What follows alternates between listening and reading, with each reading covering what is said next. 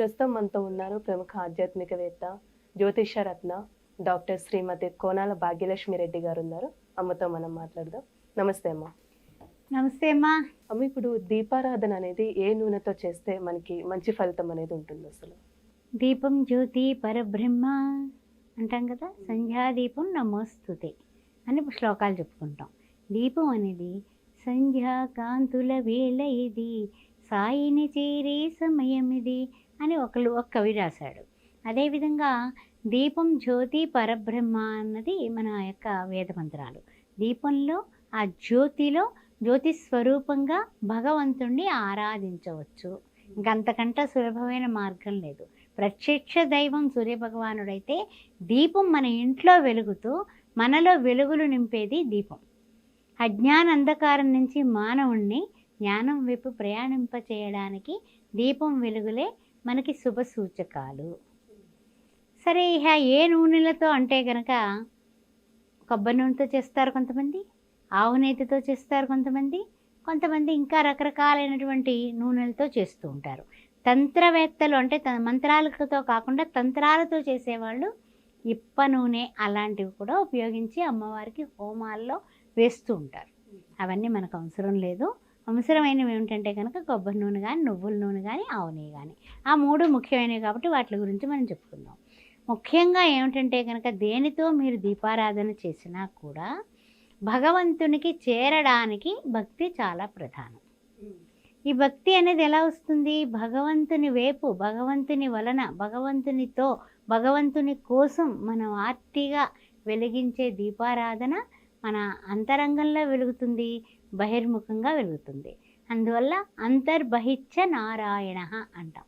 అంటే అంతరంగంలో ఉన్నటువంటి నారాయణ స్వరూపం బహిరంగంగా ఆ సంధ్యాదీపంగా, సంధ్యాలక్ష్మిగా అమ్మవారిని మనం దండం పెట్టుకుంటున్నాం, పూజ చేస్తున్నాం. దీపారాధన చేసే ముందు, దీపం వెలిగించే ముందు పసుపు, కుంకుమ, పుష్పం, అక్షింతలు వేసి దండం పెట్టుకొని దీపారాధన చేసిన చాలా శుభమైనటువంటి ఫలితం ఇస్తుంది.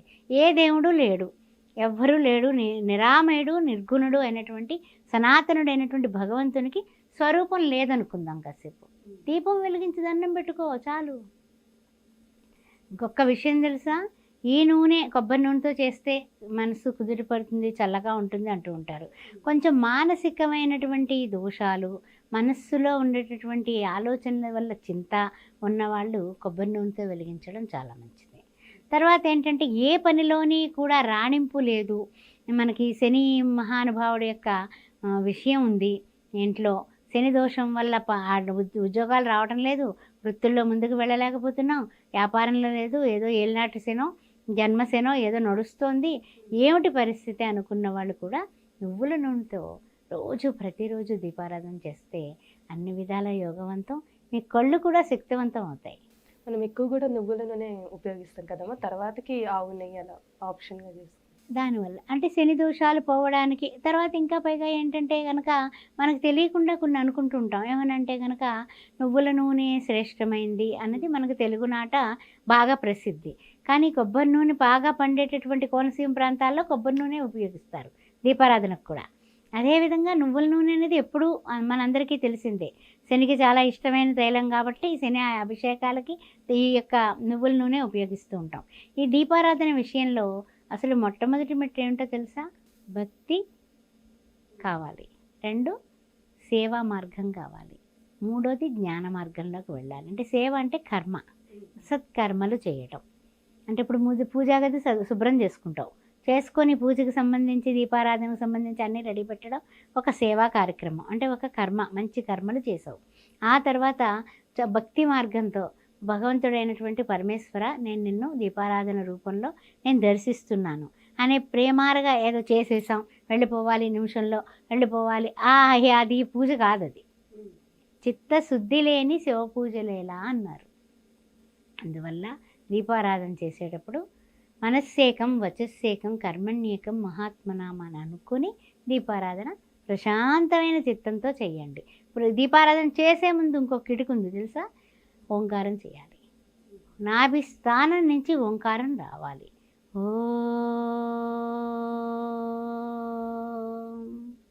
అంతేగాని ఓం ఓం అది కాదు. ఓంకారం కూడా మన నాభిస్థానం నుంచి 3 సార్లు ఓంకారం చేసి దీపారాధన చేసి, ఆ దీపారాధనలో మనకి ఇష్ట దైవాన్ని అనుకుంటూ కళ్ళు మూసుకొని ధ్యానం చేస్తే తెల్లవారుజామున బ్రహ్మముహూర్తం వేళ దీపారాధన చేసిన వాళ్ళకి కలిగే శుభ ఫలితాలు నీకు చెప్తాను. తెల్లవారుజామున శుభ ఫలితాలు ఏంటంటే తెలుసా, దీపారాధనకి ముందు ఓంకారం 21 టైమ్స్ చేయాలి, 21 టైమ్స్. చేసిన తర్వాత ఆ దీపారాధన చేసేసి ఆ దీపంలో మనకి ఇష్టదైవ పటం ఉంటుంది కదా దేవుణ్ణి, ఆ దీపం వెనకాల పెడతాం.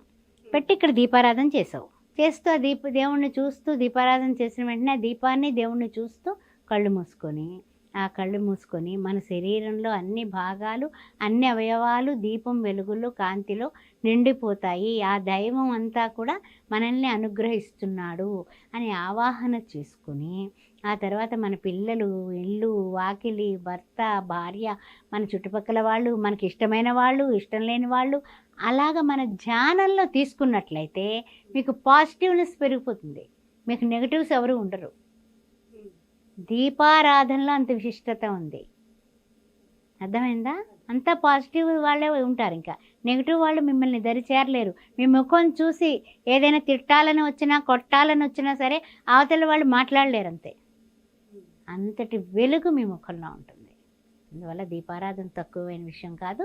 దీపారాధన చేయండి, భగవంతుడిని దీపంలో దర్శించండి, లక్ష్మీ కటాక్షం పొందండి. చాలా చక్కగా తెలియజేశారండి. ధన్యవాదాలు. శ్రీమాత్రే నమః. ఆస్ట్రో భాగ్యలక్ష్మి అనే ఈ ఛానల్ని సబ్స్క్రైబ్ చేశారా? చేయకపోతే వెంటనే చేయండి. అంతేకాకుండా మీరు ఏదైనా సరే కుంభ వివాహాలు, కదలి వివాహాలు లాంటివి, వివాహ దోషాలకి జాతక చక్రాలు వేయించుకోవాలన్నా, చూపించుకోవాలన్నా, శుభముహూర్తాలు పెట్టించుకోవాలన్నా, గృహారంభ, గృహప్రవేశ, వివాహ శుభకార్యాలకి ముహూర్తాల కోసం కూడా నన్ను సంప్రదించవచ్చు. 9866044439. అదేవిధంగా క్రింది నెంబర్లో శ్రీ సౌభాగ్య మ్యారేజ్ బ్యూరో 16 సంవత్సరాలుగా రన్ చేస్తున్నాము. దిగ్విజయంగా అన్ని వర్ణాల వాళ్ళు, హిందువులైతే తప్పనిసరిగా మీరు సంప్రదించవచ్చు. మంచి మ్యాచెస్ ఉంటాయి. ఆ విధంగా కూడా మా సేవలు మీరు అందుకోగలరు. ఓం శ్రీ మాత్రే నమః.